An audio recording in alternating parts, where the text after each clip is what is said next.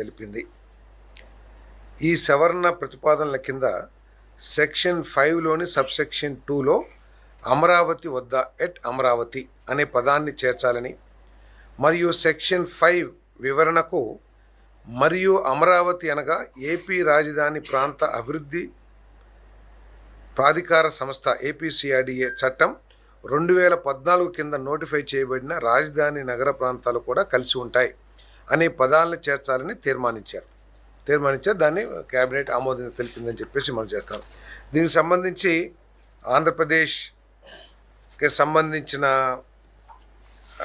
Capital అమరావతికి 5 సంవత్సరాల్లో జరిగిన తంతు ఏమిటో, ఏ విధంగా రాజధాని లేని రాష్ట్రంగా ఏ విధంగా వెనకబడిపోయింది మనందరికీ తెలిసిందే.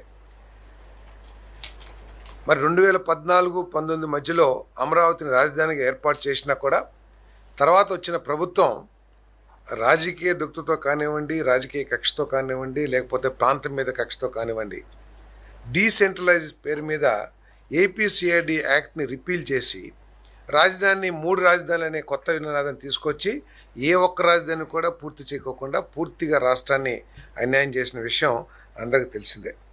కాబట్టి మనం క్యాబినెట్ కూడా పోయినసారి 2025లో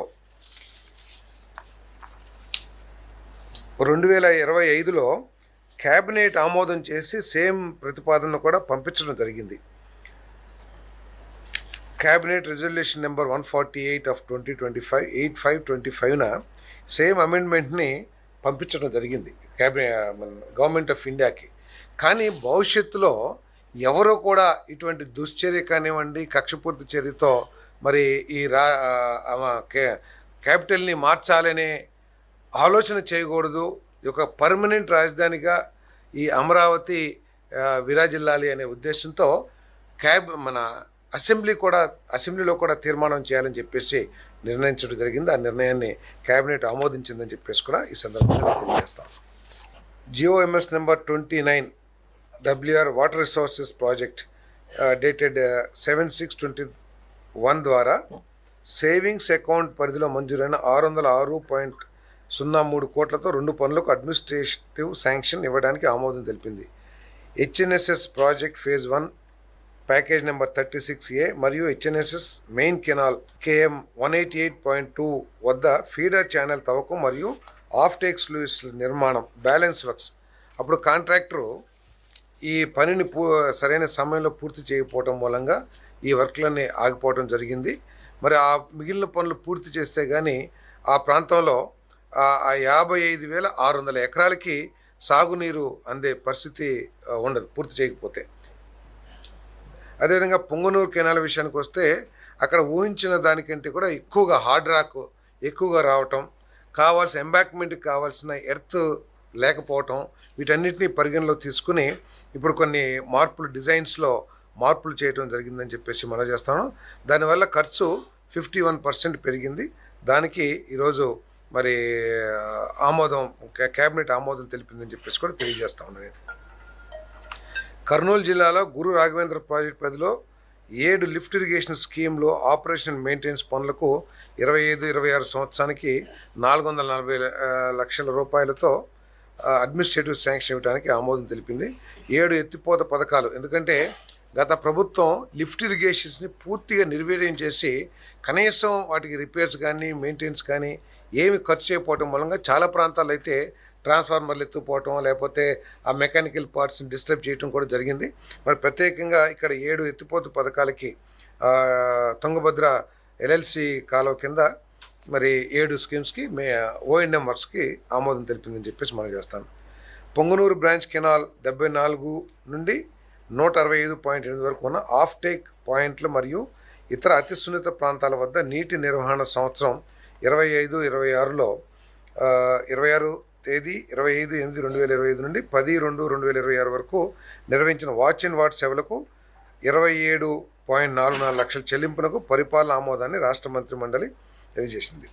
చెర్లోపల్లి రిజర్వాయర్ నుంచి కృష్ణా జిల్లాను వదిలినప్పుడు మనందరం కూడా చూస్తూ ఉంటాం, కాలువలో వాళ్ళకి అథారిటీ లేకపోయినా కూడా ఎవరు పడితే వాళ్ళు మోటార్లు వేసేసుకుని ఆ నీళ్లు లాగేస్తూ ఉంటారు వాళ్ళ వ్యవసాయం కోసం కానీ వాళ్ళ ప్రాంతానికి. దాని మూలంగా ఏమవుతుందంటే ఆ కాలువ ఏ ప్రాంత ఏ పొలాల ఆ, ఆ, దీనికి నిర్దేశించబడిందో ఆ పొలాలకి నీరు చేరని పరిస్థితి కూడా తలెత్తుతూ ఉంటుంది. అది అనేక వివాదాలకు కూడా దారితీస్తుంది. కాబట్టి వాటిని కాపాడటానికి ఎవరు కూడా ఆ విధంగా చేయకుండా ఉండటానికి, ఎక్కడైనా వీక్ బండ్స్ ఉంటే వాటిన్నిటిని పర్యవేక్షించడానికి ఈ లస్కర్స్ని అపాయింట్ చేస్తారు. ముఖ్యమంత్రి గారు ఇండివిజువల్ని అపాయింట్ చేస్తాం కంటే కూడా ఒక ఏజెన్సీ ద్వారా అపాయింట్ చేయండి. ఇండివిజువల్ అయితే బాధ్యత లేకుండా ఉంటారేమో, ఏజెన్సీ అయితే మనం వాళ్ళని రెస్పాన్సిబుల్ చేయొచ్చు అని చెప్పేసి కూడా ముఖ్యమంత్రి గారు సూచించడం జరిగిందని చెప్పేసి మనం చేస్తాం.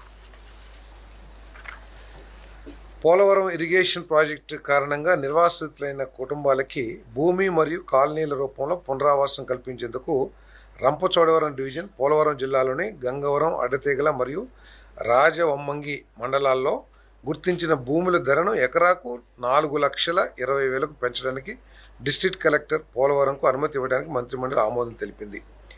ఇదేంటంటే అక్కడ కేవలం 1,13,000 మాత్రమే రిజిస్ట్రేషన్ వాల్యూ ఉంది. సో రూల్ ప్రకారం ఏంటంటే రిజిస్ట్రేషన్ వాల్యూ మీద, ఎస్ఆర్ఓ వాల్యూ మీద 2.5 టైమ్స్ ఏదైతే యాక్ట్ 2013 ప్రకారం 2.5 టైమ్స్ ఇవ్వడానికి అవకాశం ఉంటుంది. అంటే కేవలం 3 లక్షలు లేదా 2.5 లక్షలు వస్తుంది. దానికి ఎవరు కూడా అక్కడ రైతులు ఇష్టంగా లేరు. కాబట్టి ఎందుకంటే తర్వాత రోజుల్లో అది చాలా అభివృద్ధి చెందింది ఆ ప్రాంతం. అక్కడ హైవేస్ రావడం కానివ్వండి, లేదా పోలవరం ప్రాజెక్ట్ రావడం కానివ్వండి, రేట్లు పెరుగుతున్న మూలంగా బేసిక్ వాల్యూని 4.5 లక్షలకు పెంచి మరి పరిహారాన్ని ఎకరాకు 12 నుంచి 15 లక్షల దాకా పరిహారం వచ్చే విధంగా మరి వస్తుంది అక్కడ రైతులకి.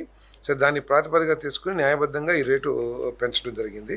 మొత్తం 565 అంటే 4,520.52 ఎకరాల భూసేకరణకు ఎకరాకు 12,50,000 పరిహారం చొప్పున మొత్తం 565 కోట్ల రూపాయలు అవసరం అవుతాయి.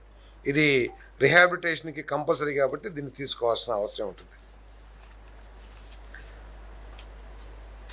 గౌరవనీయ కృష్ణా వాటర్ డిస్ప్యూట్స్ ట్రిబ్యునల్ 2 కోర్టులో అంతర్రాష్ట్ర జల వివాద కేసు నిమిత్తం 4 న్యాయవాదులు నియమించడానికి మరియు మెసర్ శివాంగి సింగ్ రావత్ను అడ్వకేట్ ఆన్ రికార్డ్ స్థానంలో అడ్వకేట్గా గుర్తించడానికి జీఓఆర్టీ నెంబర్ 438 వాటర్ రిసోర్సెస్ శాఖ డేటెడ్ 26/8/25 ద్వారా జారీ చేసిన ఉత్తర్వులకు మంత్రి మండలి ఆమోదం తెలిపింది. అలాగే 7/7/2024 నుండి నదీ జలాల వివాద కేసులను పర్యవేక్షించేందుకు గౌరవనీయ కేడబ్ల్యూడిటి అంటే కృష్ణా వాటర్ డిస్ప్యూట్ ట్రిబ్యునల్ 2 మరియు సుప్రీంకోర్టు రెండింటిలోనూ అడ్వకేట్ ఆన్ రికార్డ్గా శ్రీ గుంటూరు ప్రసాద్ కుమార్ నియమించడానికి కూడా ఆమోదం తెలిపింది.